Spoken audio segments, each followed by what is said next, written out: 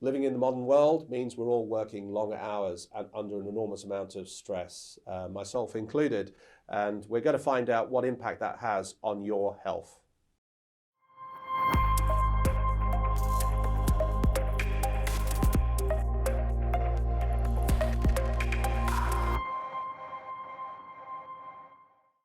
Graham, welcome back. Good to see you.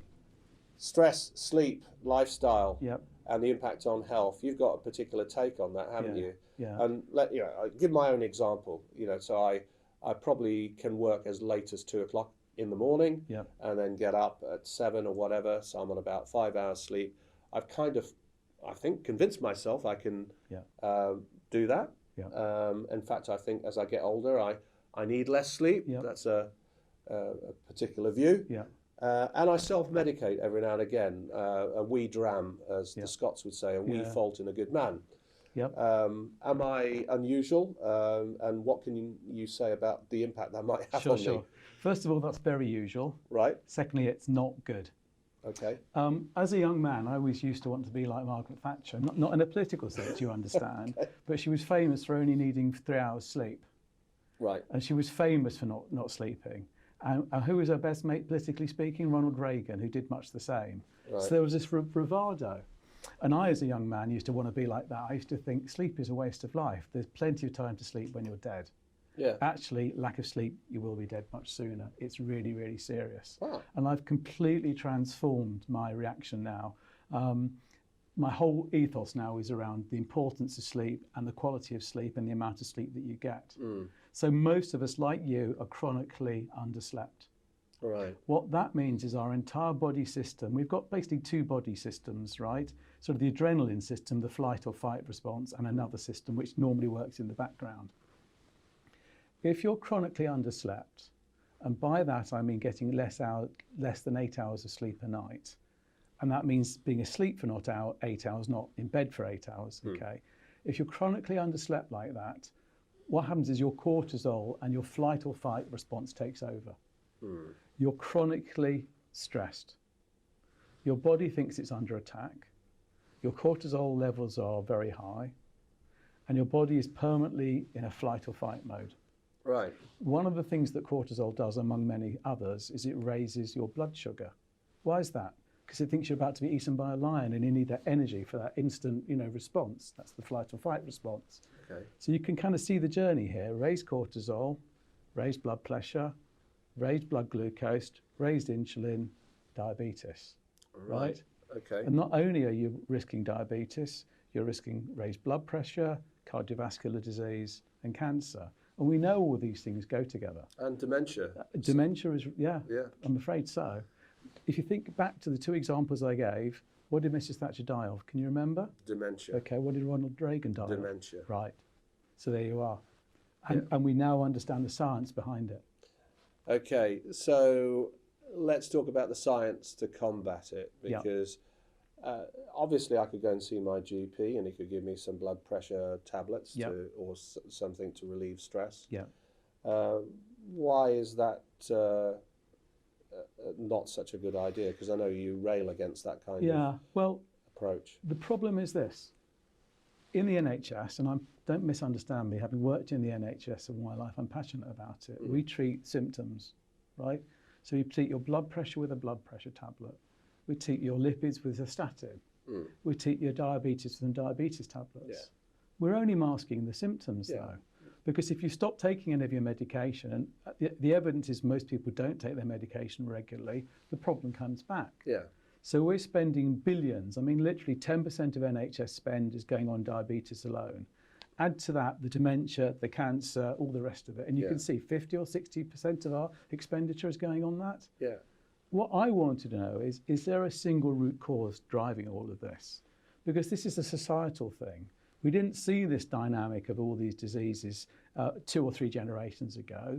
You don't see this dynamic in animals, in the wild, and you don't see this dynamic in the hunter-gatherer tribes who still lead a traditional lifestyle. So the point here is that your lifestyle is the root cause. If you can make adjustments to your lifestyle, you'll feel better, you'll be better, you'll be happier, you won't have to take all this medication as a sort of to try and treat the symptoms. And the whole point about prolongevity isn't just living longer, it's living longer in good health. So what I'm trying to help people achieve isn't just living longer and ending up, we all see it, don't we? We all dread it. These people who are in a residential home, they're dribbling into their soup, they've got dementia, but they're still taking their statins. That's not kind of the kind of quality of life that I want. I want to live a long and vital, healthy life. That's what I'm about. So my starting point is lifestyle, not medication. So you're a bit of a contradiction, because you're a pharmacist who actually wants to stop people taking pills. Yeah, I'm famous for being the pharmacist that gave up drugs. Yeah, you're right. Because I spent my life spooning tablets into people, and don't misunderstand me. I don't want to trivialise this. A lot of this medication is saving people's lives. We're saving people dying of cancer and all those other things. So I don't want to trivialise it. But I thought, this isn't right. Half of the society is taking statins. Half the society seems to be taking antidepressants. A lot of us are ending up taking both. We're medicating an entire society. And I thought, you know what? This isn't a satisfying way to make a living. What is the root cause? Can I find a common root cause? And if I can I do something about it? So I spent 5 years going back through the basic science that I learned all those years ago in university and reached a completely different conclusion. And that's what prolongevity is all about. Okay, talking about prolongevity, we're going to have some proper explainers about how, and obviously on the website there's a lot of information about the service and how it operates. But in a very simple 1 minute, what's the remedial cure that you offer to fix all my stress and sleeplessness and whatever? I mean, it's multifactorial because we're complex, and I know everyone wants a simple soundbite answer. I'm going to tell you now, there isn't one, and it's individual.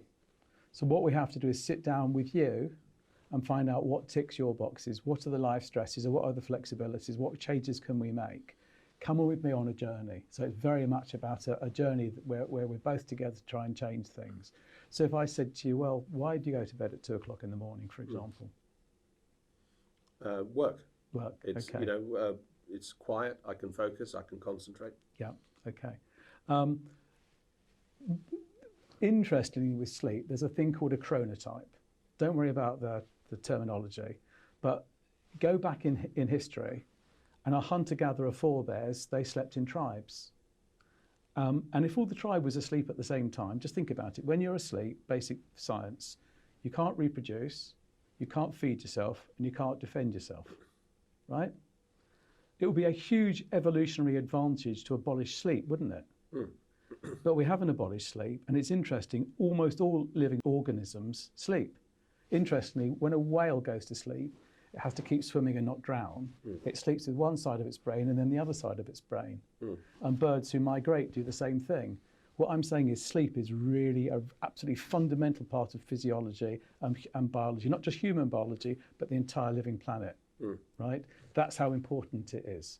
So what we have to think is, are you prepared to shorten your life by 10 or 20 years? Is it so important to you that you're happy to risk the diabetes, the blood pressure, the cancer, the dementia? What I always say to people is no one on their deathbed ever said, I wish I spent more time in the office. So maybe we need to think about your work-life balance. And if I can convince you that you'll lead a longer and healthier life and be more effective at work and more productive, perhaps you'll have a different perspective on sleep. Now, here's a final question, is that I'm, like yourself, at a mature point in my life. So I've been living this very pressured lifestyle for probably 30 years. Am I going to make a difference if I actually go on to your prolongevity service? What the evidence appears to show is that if we adopt the fundamental principles around prolongevity, we can extend life by 10 or 12 years. But I'm talking about quality life. I'm talking about a life that's vitality. I'm talking about the ability to sit on the floor and play with your grandchildren and to feel good. And yes, you can. But has not the damage already been done if I'm sort of around the 60 years of age? But remember, the body's very clever. It's used to repairing itself. It's got its own repair mechanisms. There are all sorts of built-in things that you can do to bring those mechanisms into play, right? This is what the science is showing. Interestingly, I always used to believe that a long and healthy life was basically genetic. Turns out it's 80% lifestyle. 80% of this is under your control. So no, it's not too late. And yes, there's plenty you can do. Wow. On that note, I'll thank you very much. And if that has given you hope that you can do a major change, then contact Pro Longevity to find out more and get on the road to a longer life. There's a free interactive questionnaire that will give you a simple guide to the level of risk that you're at. And of course, Graham is more than happy to give you some of his time to give you a consultation and get you on the road to good health. Sure. From myself and Graham at Pro Longevity, bye for now. Bye.